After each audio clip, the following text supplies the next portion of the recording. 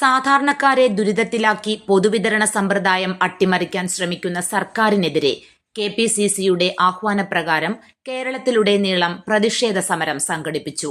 കോൺഗ്രസ് കടമ്പനാട് മണ്ഡലം കമ്മിറ്റിയുടെ നേതൃത്വത്തിൽ കുഴിയകാല റേഷൻ കടയുടെ മുൻപിൽ പ്രതിഷേധ ധർണ DCC general secretary Bijili Joseph ഉദ്ഘാടനം ചെയ്തു.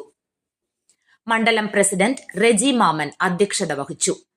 MR Jayaprasad, Suresh Kuzhuvelil, KG Sivadasan, Shibu Baby, T Prasannakumar, Jose P John, Dileep Kadambanad, John C Shamuel, CS Geevarghese, Raju Thomas Thayyil, Joji Rajan, Ranjitha Gopalakrishnan, Podiyan, Achan Kunju, Jithin James തുടങ്ങിയവർ സംസാരിച്ചു.